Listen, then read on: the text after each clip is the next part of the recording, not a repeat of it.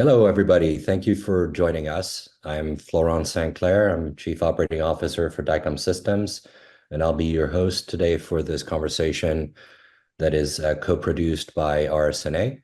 We're honored to have Mr. Sam Essa from University of Southern California, Keck School of Medicine, and also Dmitry Tochilnik, the founder and CTO of Dicom Systems. So this conversation today is really all about change management, right? The title of our presentation today is about how to maintain clinical integrity at times of transition. And transition is just another word for change, but what kind of change is the question, right? The sheer number of possible scenarios that we face every day as professionals, especially as hospital managers and facilities managers, is mind-boggling, right? The most evident possible scenarios involve mergers and acquisitions, maybe changing a major IT vendor. In every case, careful management and careful planning is what we're going to be talking about here. We've prepared a set of 10 recommendations that we'll share with you in just a minute that should help you better understand what are some of the key elements that you need to be paying attention to before you start to effect change within your own organization. Those transitions are precarious. They present many opportunities for errors and for missteps that can be very costly in the future.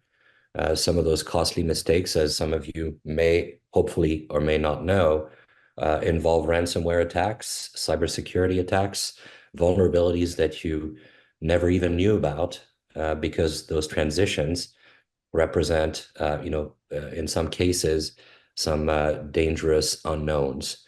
And so this conversation is going to revolve around some of those preparatory steps that you can be taking to get yourself ready.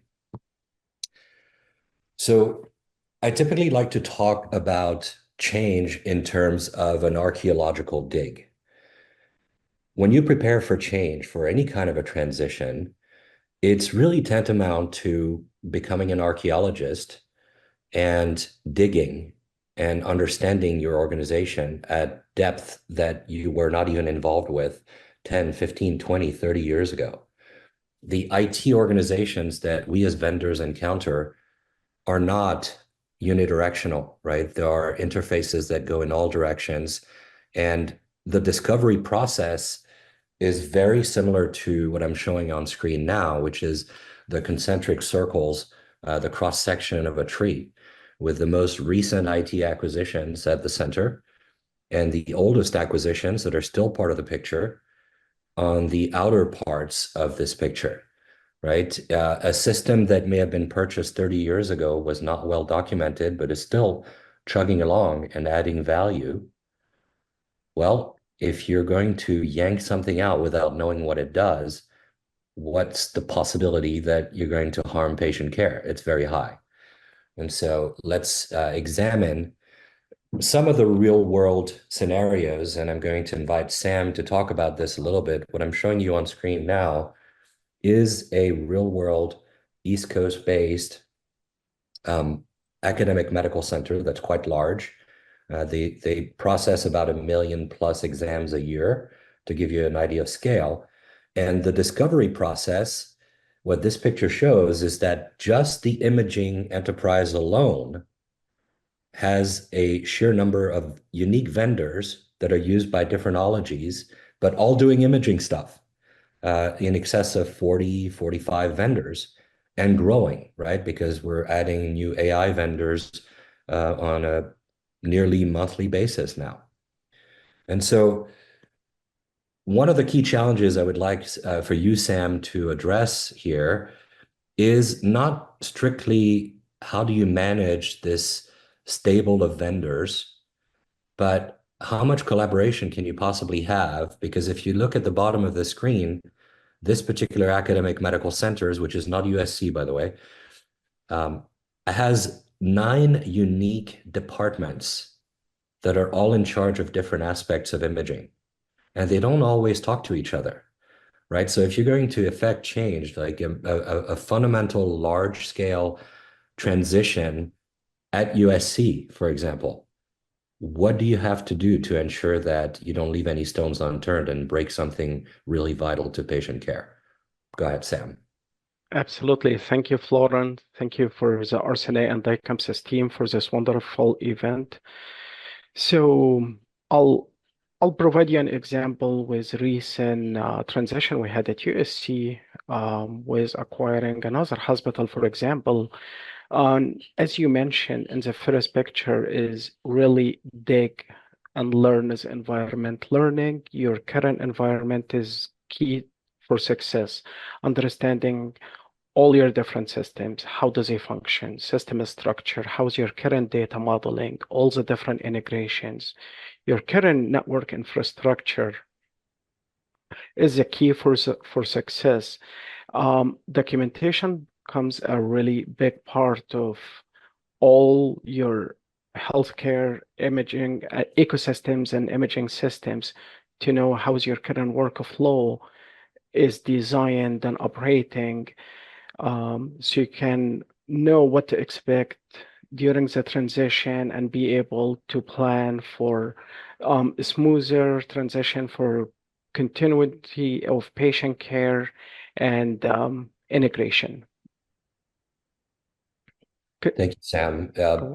There's another aspect of this that I think is really key, and Dmitry, perhaps you can walk us through this, and that is backward and forward compatibility of technologies. I think there is a blind spot in many cases when it comes to any kind of a transition, and especially M&A, right? If you're going to acquire a health system that has an aging infrastructure that may still have some old Windows 7 machines that are no longer supported and represent a cybersecurity vulnerability for our customers. But it doesn't stop there, right? There's also fundamental incompatibilities. Can you address some of those? Absolutely, thank you. Obviously, the system up-to-date status in terms of supporting newest protocol and version goes without saying.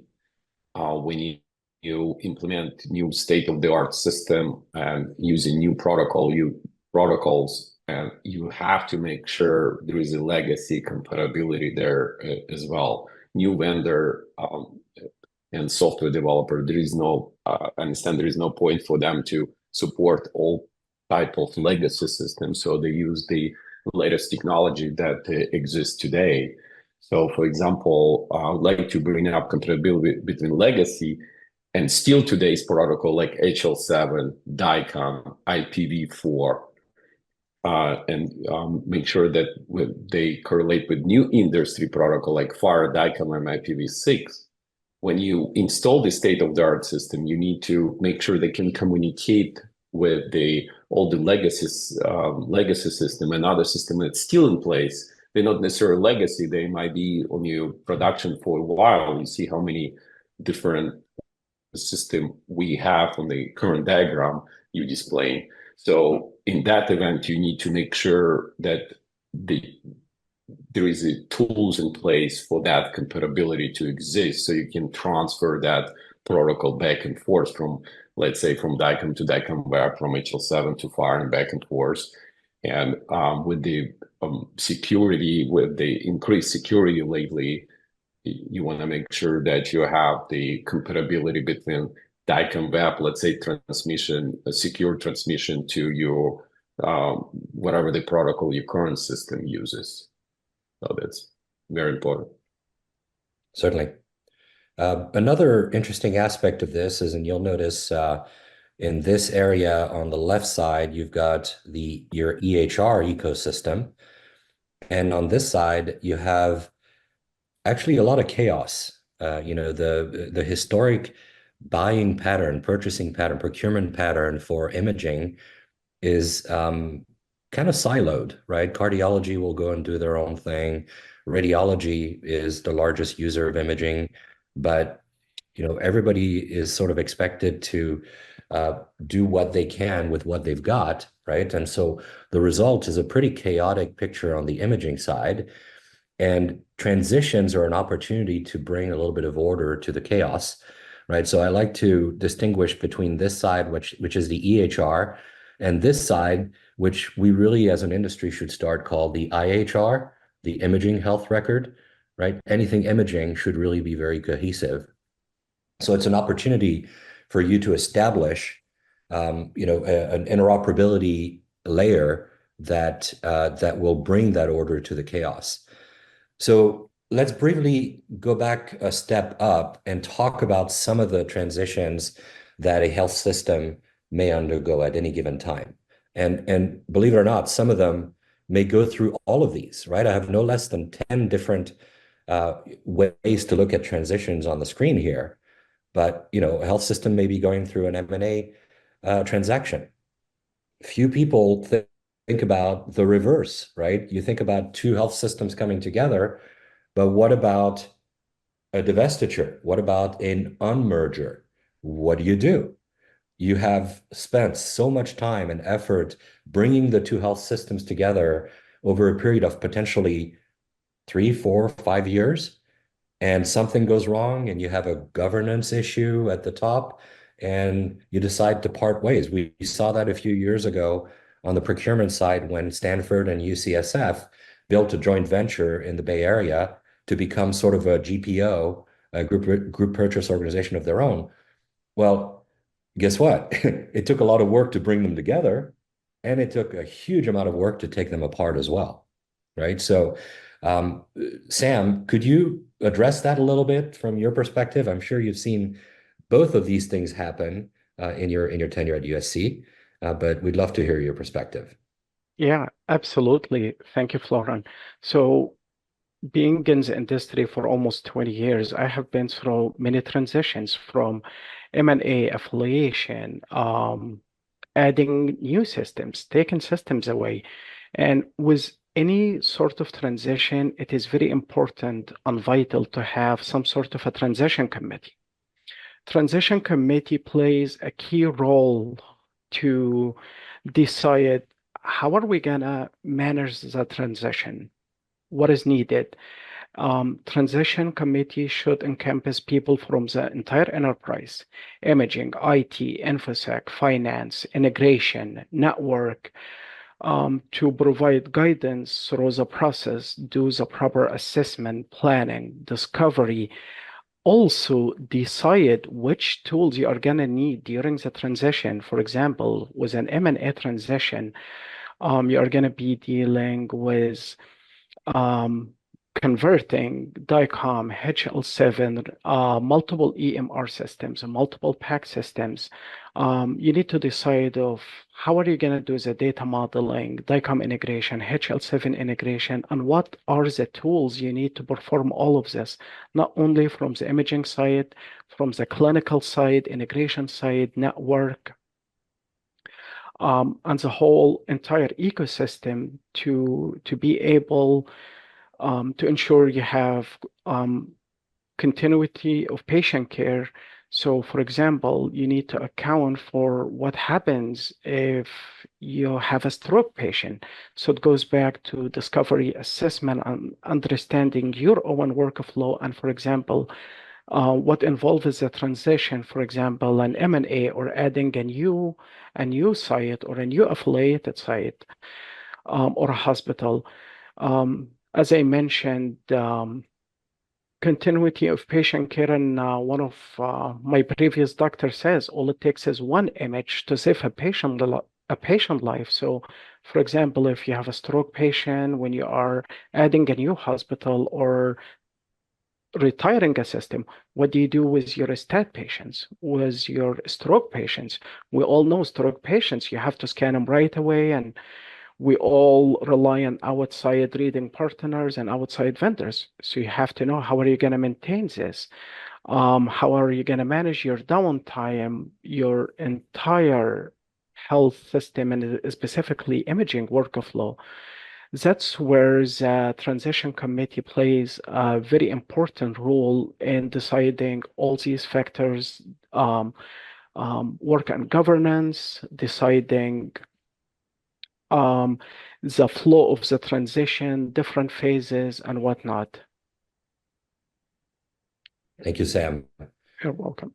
So let's take a quick look at this top 10. And by no means is this an exhaustive list of what should be looked at in a transition, right? Every health system is different. There's different culture, there's different people, and everybody brings a different level of experience with these types of things. But know your organization is really the beginning of this, right? This is let me briefly go back to this visual here. This was the result of us working and doing due diligence with our customer on the East Coast to discover painstakingly, what do you currently have in your inventory of software solutions out there, right?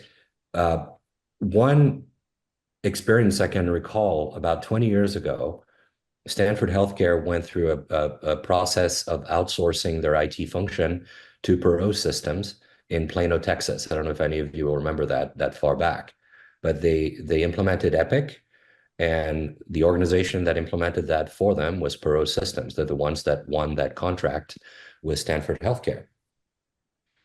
That discovery process was probably one of the most painful archaeological expeditions I've ever been a part of, because in some cases we encountered servers in the data center that nobody could tell us what they were there to do.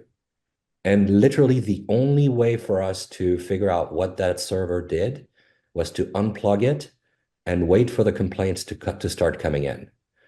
And so you can establish pretty rapidly that is not the right way to do things, right? The discovery process before you start transitioning has to come up with the full inventory, as exhaustive as possible, of all the elements of your IT ecosystem.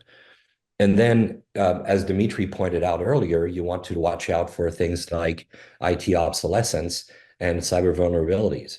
Systems that were designed 20 years ago were not designed for today's cybersecurity challenges. And so just because they're still in production doesn't mean you can't discover them and make sure that you mitigate the vulnerabilities associated with them. Sam mentioned the importance of forming a transition committee. That transition committee is typically there, right? Health systems are very professional organizations, and they know that they need change management, right? They typically have change management procedures. The problem is not everybody is represented in those committees. And that's why we say at a minimum, you really want a committee that is formed with clinical, IT, security, infrastructure, and workflow specialists involved. Because if you don't know the workflows, if you don't document the workflows, and in a minute, I'm going to share with you a slide, actually, here it is. This is a workflow that Sam documented for us at USC. And I don't want to steal your thunder there, Sam, so I'll let you present this, but the lesson to draw from this workflow analysis is that there's no less than 17 steps in one workflow that need to be documented, especially if you're going to migrate them to a different system. So Sam, can you please walk us through this? Absolutely. So as you see in the diagram, I know it's a loaded diagram, but basically that's an illustration of what happened during a transition. In this example, adding another medical center or a hospital.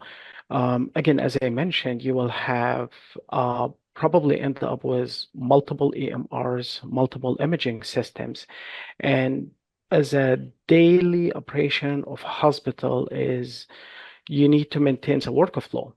So at the end of the day, you have to make sure patient workflow is not interrupted, and everything is accounted for from starting from scheduling orders, image acquisition, all the way until it reaches the radiologist so they can issue a report and do the clinical interpretation and distribute the report back to EMR and other entities. So during this process, for example, you have live patient data, you have migration happening, you have The middleware engines that is running all of this, as I mentioned, part of going through a transition, you have to decide what tools you need.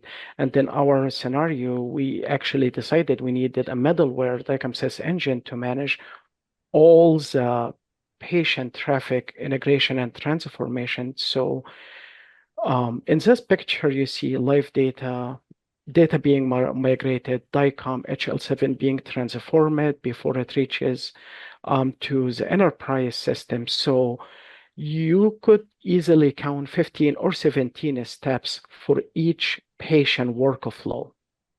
So for each patient, you have about 17 different transactions taking place from orders, HL7 transformation, Dicom transformation, marrying Dicom and HL7 to the proper system so doctors and radiologists can get clean data with no collision to make sure they can read images as fast as possible. And also the technologists and staff in between, they would have a better time tracking and managing patient to make sure there is no disruption. So with 17 different transactions, as you can imagine, there is a lot can go wrong, right? And planning. Yeah, so Sam, essentially, if you multiply those 17 steps per patient by the number of patients you're going to see today, every single 24 hours, you have 17,000 possible missteps that you may need to go back and manually correct if you don't get that transition right in the first place, right? If you have 1,000 patients today, that's how many steps you're going to need to recount and potentially go through logs and manually correct those situations. So you mentioned something interesting that I want to go back to, which is right here, which is step number 6 in our recommendation: establish a vendor-neutral interoperability and middleware layer. Why is that important? Well, in a transition, it's almost inevitable that a vendor will be either becoming less important or eliminated in the process. And it's human nature, right? If you go from one PACS vendor to another, chances are the PACS vendor that's being replaced is going to begrudgingly collaborate and be a part of the process, knowing that they've lost your attention, they've lost your business, but they still need to play ball because patient care is involved. Vendor neutrality is super important. And so the layer that you mentioned, Sam, is this interoperability and integration layer that you want to be independent from any new vendor or any old vendors, right? So that gives you the freedom to manage your intramural and your extramural workflows cleanly because you have control over those tools without having to ask permission to this vendor or that vendor or wait for their project manager to be ready, right? You don't want to have all those stars aligning. You want to have control over that. So tell me about that middleware layer and how you establish that, Sam. Absolutely. So the middleware layer really plays a crucial role during the transition. As you mentioned, Florent, during a transition, you are going to have to do a lot of stuff. And mainly one of the major component is data modeling and the structuring your data, meaning, for example, during a transition, where you have 2 different EMRs or 2 different PACS systems, you need data to be transformed, right? In a specific way, so you can store your data on your enterprise imaging systems in a specific way so you can segregate it and identify it properly. You could perhaps do this in all other vendors, but you are really gonna run into a lot of complexities and you will be dependent on almost hold hostage to these vendors to transform your data.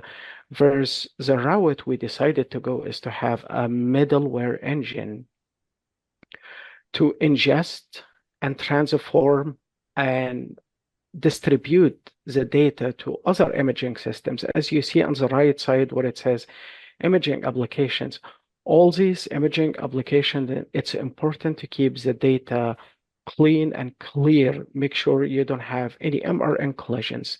Your data is arriving with the proper patient identifiers and storing properly. So the middle engine was really our key for success to ingest the data, transform the data without disturbing our current patient workflow or the newly added entity workflow. Understood. Yeah. Thank you, Sam. You're welcome. So let's briefly talk about fault tolerance, because as you know, during a transition, the opportunity for interrupted workflows is there at every step. And so as you establish your middleware layer, it's not just about making sure it's established, it's about making sure it's continuously available during the transition, before the transition, during, and after the transition. So this is your design at USC. This is how you're ensuring that you have several layers of availability, fault tolerance. Can you tell us a little bit about the architecture you devised there? Absolutely. For USC, the middle layer for us is the backbone of the medical imaging. It's doing a lot of work to make sure our current day-to-day operation goes smoothly and with no any disruption or any interruption in patient care. So for us, it became a very hot topic. How can we make sure this middle layer is always up, and we wanted to ensure maximum uptime. So one of the designs we came up with is we have the middle layer currently in our data center. And as many other hospitals, we have a secondary data center or a failover data center where we will deploy another instance of the middle layer or Dicom sys.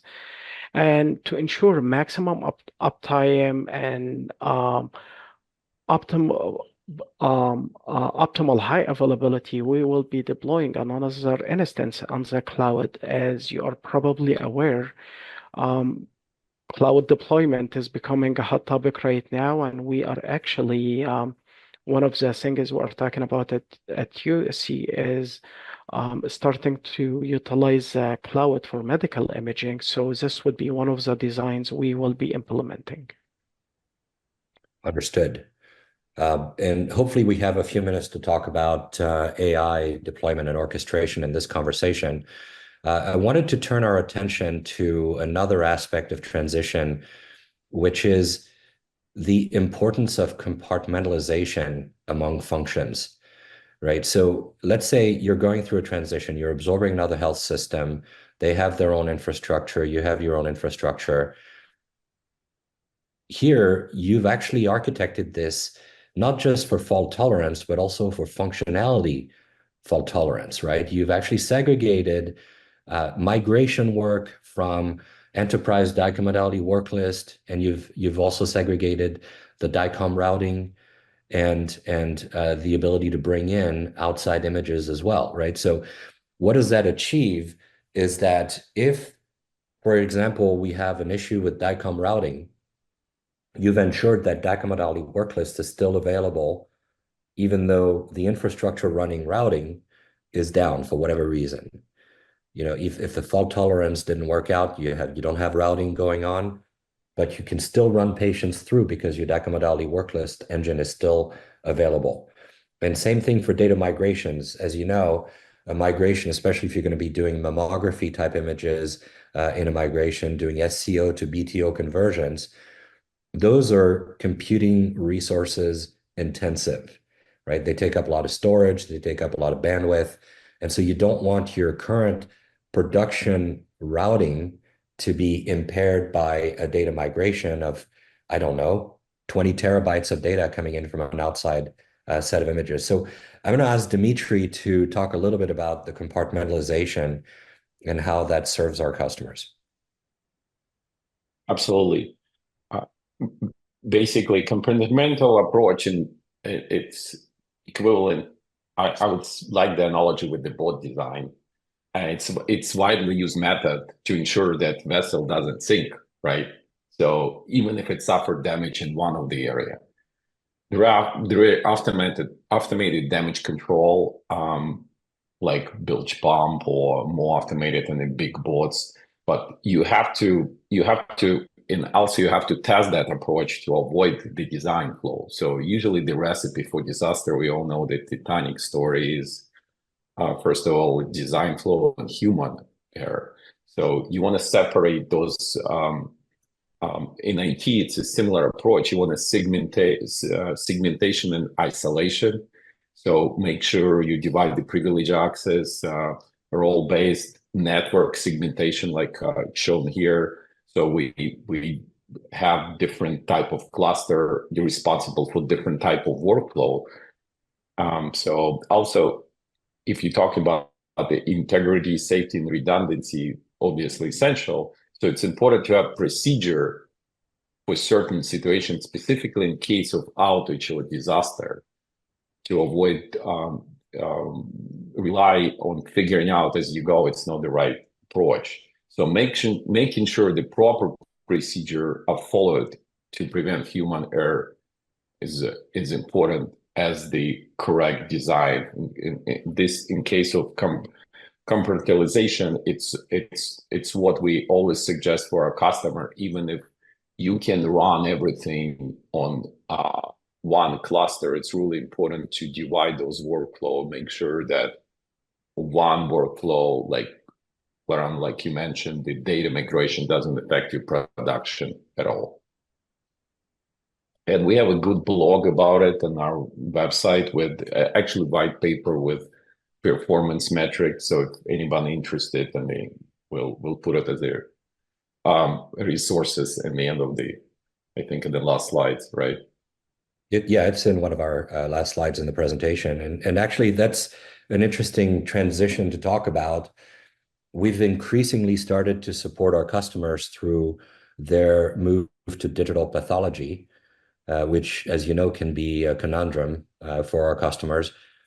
The adoption of whole slide imaging type equipment, right? It's costly, so you're going to want to have a return on investment as quickly as possible. The problem is it has a very direct and deep impact on the infrastructure to support it, right? The same PACS that's supporting radiology or cardiology operations cannot be supporting whole slide imaging as well. And so we've seen a clear trend among our customers where the adoption of digital pathology, just like the adoption of AI, is causing the IT groups to have to rethink their architecture and think about the kinds of investments they need to be making. I'll give you an example. We have a customer on the East Coast who was PACS customer A, and they were transitioning to PACS customer B, right? B vendor. PACS A required block storage. And this customer of ours made a substantial investment in block storage to the tune of about $4 million. And then realized that by moving to PACS B, this infrastructure that they bought 2 years ago to expand their utilization of the previous PACS would be obsolete the moment they turned on their new PACS, right? So that's one of the possibilities that you need to think about is you're going to move from vendor A to vendor B, you better understand what each one will require infrastructurally. And pathology is one of those situations where we're able to actually do enough due diligence up front to support our customers through a clean transition to digital pathology. Let's briefly talk about AI and some of the challenges that the adoption of AI is having on diagnostic workflows. I'll give you a very simple example that you may or may not have encountered in your clinical practices. But let's say you have a physician reading a CT and the patient is being treated for a possible ICB, intracranial bleed. And the physician reads the images, they read the regular CT slices, as they all do, and their conclusion is this is a normal study, the patient is fine, there's no ICB, they sign the report, move on to the next patient and the next patient. Now there are 3 patients down, and there's an AI notification that comes in that says, wait a minute, patient ABC has an ICB that we detected. Well, how did that happen? The physician decided there was nothing wrong with the patient. The AI decided there was something wrong with the patient. But the AI engine got a different set of images than the radiologist did, right? The ultra-thin slices is what was uploaded to the cloud for analysis. And so that poses a problem of workflow orchestration, right? The adoption of AI is inevitable. We have this tsunami of AI coming at us. We all know that. And so you need to think about the transition to a place where you strictly have human physicians looking at images, and the augmentation of those physicians with AI is going to have some impacts, potentially legal and clinical impact on your ability to practice medicine. And so it's really important. It doesn't mean that the AI is not useful. It is, right? It detected an intracranial bleed. As small as it was, it should have been addressed, except it wasn't. And so now the physician is going to have to go back, stop the read that they're currently doing, go back 2 or 3 patients before, try to get a hold of those ultra-thin slices to see what the AI is talking about, and validate or invalidate the diagnosis. And so the reason I'm bringing this up is that this is one of those transitions, right? If you're going to adopt AI, and everybody is, right? It's inevitable. How do you integrate that in your existing clinical workflows? So, Sam, can you run us a little bit through what USC goes through for the adoption of AI and simultaneously cloud, right? Because most of the AI that's available out there these days is being made available as a cloud solution. So tell us a little bit about your stance at USC on cloud and AI integration. Absolutely. As you mentioned, Florent, AI and cloud computing, it's almost becoming more increasing in every day. And if I recall how many cloud discussions I've been at in the last 6 months alone, at least maybe over 30, 40 different discussions about some sort of an AI algorithm solutions that need to be implemented.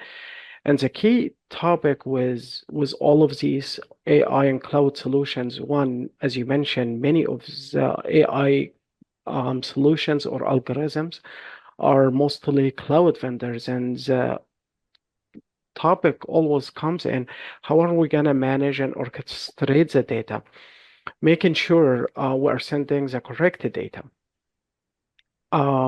Most of the AI vendors or algorithm require a lot of data. So getting data from multiple data sources can be very challenging, where we are actually designing as an AI orchestration, which the middle layer can be used for it as well, to start looking for the data, bring the data from all different systems or perhaps a prefetching, and distribute the data to the AI engine, and also getting the results back and sending the result back to the downstream imaging system. So that's one of the approaches we are taking with AI integration. Understood. And you mentioned an important aspect of this, which is the middleware layer. Yep. One of the reasons it's important is that you want an engine that can translate between protocols. As you know, some of the newest technology, as Dmitry mentioned earlier, the newest vendors, they tend to use the newest protocols like Dicom Web, like Fire, and they may actually produce results in different types of formats. There's no cookie cutter when it comes to the nature of results coming back from AI. And so if you have an AI vendor that's going to send you or expect to receive data via Keto RS and Watto RS, which is Dicom Web, and then send us back a result via Stow RS, which is also part of the Dicom Web protocol, but all the input is strictly Dicom, well, you need an engine that can translate between those, or you're not going to have a smooth workflow orchestration possible, right? So We're getting close to 45 minutes into our presentation. We have another 5 minutes, and I'd like to use that time, if Dmitry would indulge us. Can you please run us a little bit through the real-time situational awareness step? The real-time situational awareness, by that we mean, what do you do to monitor when you're doing these changes? You still want to keep an eye on all the metrics. You need to be able to monitor before, during, and after the transition to make sure that the steps that you are taking, the rightful step that you are taking, is not having a performance impact on your current patient care. So, Dmitry, how do we do that? Absolutely. I want to go back to number 6 when we talk about the middle layer again, vendor neutral interoperability and middleware layer. It's not just important during the transition. It's really, really important to have that before the transition take place. As a matter of fact, most of the organizations, it's in a constant state of transitions, and some system, it's always being updated, replaced, upgraded. So when you plan in transition of any kind, it's very important to plan to install middle layer before starting any kind of upgrade as a step. So that's that. And after basically that layer is established, it's critical to monitor and collect statistics before the upgrade, during, and after. So benchmarking, it's really, again,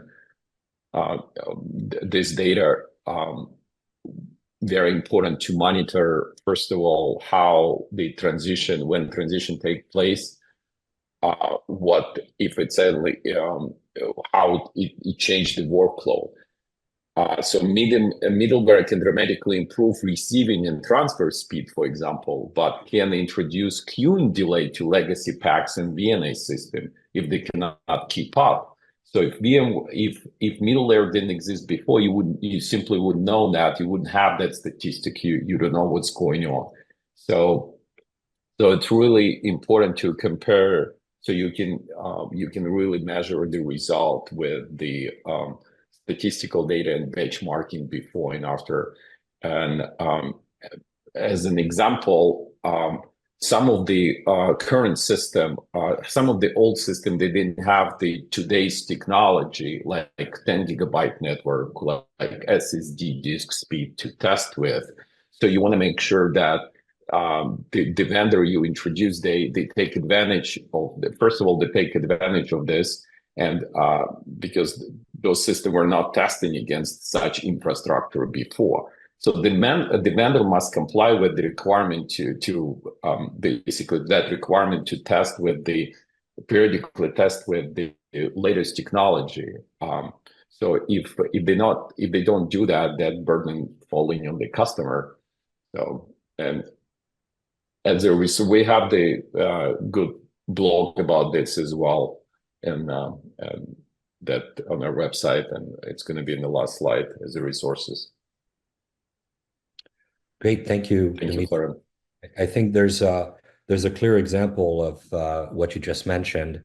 We have a very large customer that runs dozens and dozens of hospitals across the US, and they have a chosen VNA vendor, and they didn't previously have a middleware layer in place, and all of their remote hospitals would be expected to send all their images, and those images count in the millions and millions, would go into the VNA, except the VNA was not capable of multi-threading or in any meaningful way absorbing the sheer number of images coming at it on a daily basis. And so that's on the receiving end, right? So the middleware layer can ensure that all of these remote hospitals can effectively send the images in to the VNA centrally, but then you may have a bottleneck effect if you're not examining the rate at which your end system, the VNA or the PACS, is able to absorb that traffic. And so our role for that large customer is to literally receive all those images, hold on to them until we've spoon-fed them to the VNA, so that it can be absorbed correctly. So my alarm just rudely woke me up to the fact that it's 12:45 Central Time. So we'd like to open up this conversation. First, Sam, thank you for preparing these visuals. They are very telling of the amount of work that it takes to go through a transition. Dmitry, thank you for your insights. I'd like to open up the conversation to Q&A, and let's see what kind of questions we have. The first question, let me read it for the audience. Have you encountered a transition mission where outside Dicom change was not considered? How have you been successful at correcting this and properly normalizing outside data that was not documented or done correctly? Thank you, David, for the question. So who would like to take that question? Sam, do you have some thoughts on this? Sure, absolutely. Part of the transition, and it comes back to doing the proper discovery, analysis, and assessment of the workflows, keeping in mind outside imaging is part of it. Ingesting outside images, even without a transition, can be difficult because with outside images, you have different patient identifiers, you have different data types that may or may not store on your current imaging or PACS system. So one of the ways we are handling this, we use one of the image exchange solutions, for example, Ambra, to ingest outside images, attach them to an order, normalize the data, and route it to the imaging system. So that's one of the main key components you would have to consider during a transition. We actually manage this a little bit differently through the middle layer because we have a different EMR system. We have a different PAC system where images need to land to. So we send these through the middle layer to make sure we normalize the data through the EMPI and patient matching to give it the proper identifiers before send them to the enterprise PAC system. Thank you, Sam. I would like to add that data normalization workload become more and more prominent for our customer. So either it's planned and we have the as the data coming in, we perform data normalization to make sure all the procedure, all the codes in place, all the body parts that helps in the future pulling prior images, prior study, either pre-fetch or post-fetch. And also we have a engine for the ad hoc normalization as the new modality comes in. So we have to do that. That's a part of the game. I would say that's what middle layer for. So we encounter that. We encounter this a lot, I would say, as a vendor. Thank you, Dmitry. One other question that's come up is really, it goes back to item number 4 in the top 10 due diligence recommendations, and that is knowledge transfer. So, for example, Sam, when USC acquired Arcadia Hospital in Southern California, for example, I'm sure there was a whole world of custom interfaces, things that were built up over time. And as you know, people come and go, right? Leadership comes and goes. A PACS administrator that worked there for 15 years has transitioned out and went away somewhere else and didn't do a particularly good job of documenting all the custom interfaces they built over the years. And so you at USC now have inherited this brand new infrastructure, right? Even though it's an old one, it's new to you. How do you go through that discovery process? Because not everybody has a proper knowledge transfer protocol in place when there's change management at the people level, right? Absolutely. That's one thing I have seen in so many transitions, M&As and whatnot. I'll give you actually some of the examples I have personally ran into. You run into unstandard workflows, custom workflows, like for example, where systems need to integrate with each other via HL7 protocols. You will see like custom scripts for transferring data back and forth, paper workflow, a lot of non-standard, non-electronic workflows. So the way to make sure you are counting for all of this is really doing very thorough assessment and discovery. Walk into the department, talk to the technologist, and how they do their workflow from A to Z. Just ask him like, walk me through your day from A to Z, and documenting and tracking everything so you can make sure during the transition you are aware of all the different dependencies and all the different data points and components of the workflow in the enterprise. Yeah, we've seen that a lot as vendors as well, right? It's I give you the example of having to unplug a server because nobody knew what it did. Yep. It's one of those situations. I mean, you can plan as much as you can, and you will encounter some wildcard elements that you never anticipated, and so you do need to roll with the punches. Another thing that comes up that I think we should probably talk about is when you're transitioning between vendors,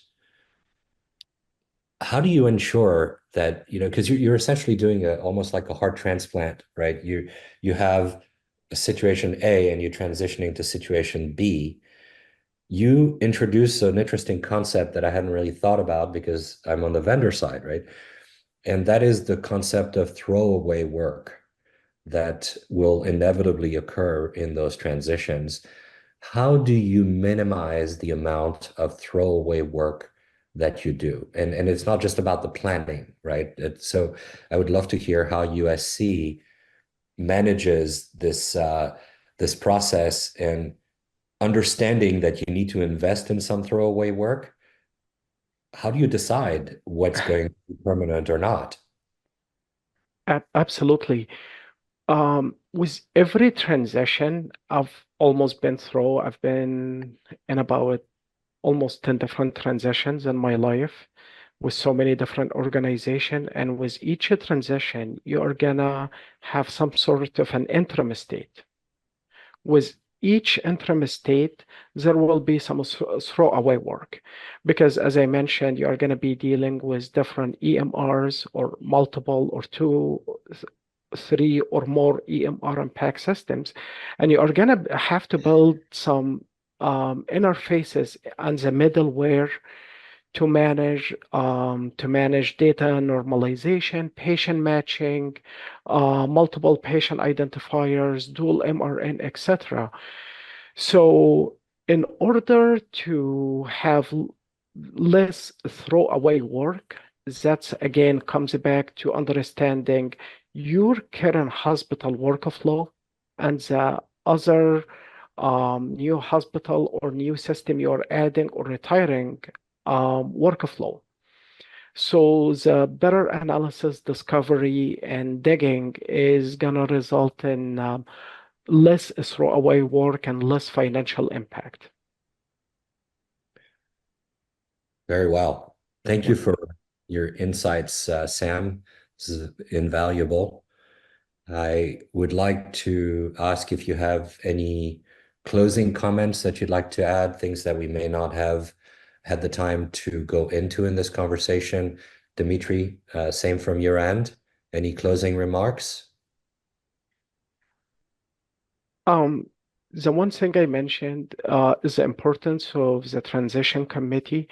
One of the main components or one of the main items for the transition committees that I have seen over the years is taking care of governance and planning. And as you as we have probably discussed through this session, planning for so many scenarios, unknown. Unknown could be a demerger, a sudden vendor that will sunset their solution or retire their solution during the transition. If you are hiring outside company to help you with transition and all of a sudden they are not performing or lack of resources. So planning, discovery, and analysis, and establishing the proper representation in the transition committee is very important from all over the enterprise. Certainly, very Yeah. different points of view, right? Right. The IT person may not think about an arcane clinical aspect that needs to be thought of. And so that collaboration on the transition committee is really key. I see another question came through, and that will probably constitute the last questions that we have time to address here. The question is, how do you handle the integration and management of non-Dicom images, proprietary data formats or ologies, for example, pathology, ophthalmology, that might not fully support the Dicom standard? And what solutions do you suggest investigating to ensure compatibility and seamless access across our clinical workflows? So this may be a question that should be addressed by Dmitriy initially, because it's a highly technical question, right? We encounter both schedule-based and unscheduled, encounter-based workflows that utilize visible light imaging, such as endoscopy for videos, pictures for dermatology or wound care. We clearly encounter non-Dicom all the time, right? And in our world, which is the Dicom world, really, ideally, all of these objects are normalized to become part of the Dicom standard. And so we pretty routinely take non-Dicom input, turn it into Dicom, and marry it with the right metadata, right? That is the real challenge here. It's not the transformation of a non-Dicom object into Dicom. It's the ability to have the right access to the source of truth when it comes to this particular patient's MRN, date of birth, last name, first name. And so part of the way for us to solve this is to utilize the FHIR standard. And again, not all EHRs are FHIR compatible, but the ability to use a very simple user interface on a mobile device like an iPhone or an iPad and do a query on the EHR would allow you to very quickly and efficiently marry the right MRN with that picture that you just took, right? Of a burn patient or a wound care or a dermatology or even ophthalmology image. Now we're finding that ophthalmology and pathology are increasingly Dicom conformant, but Dmitriy, do you have any thoughts on how else? Yeah, but supporting the simple third-party images it's something that available with RESTful API as needed. But again, as you mentioned, patient matching and matching to the correct record and correlate with the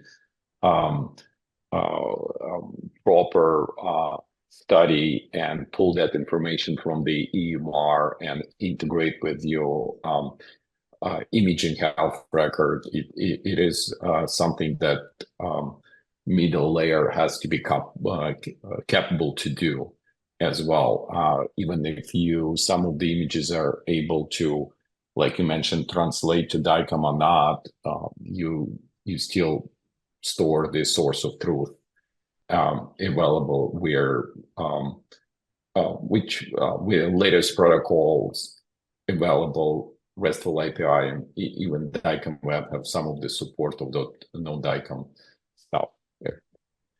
So this is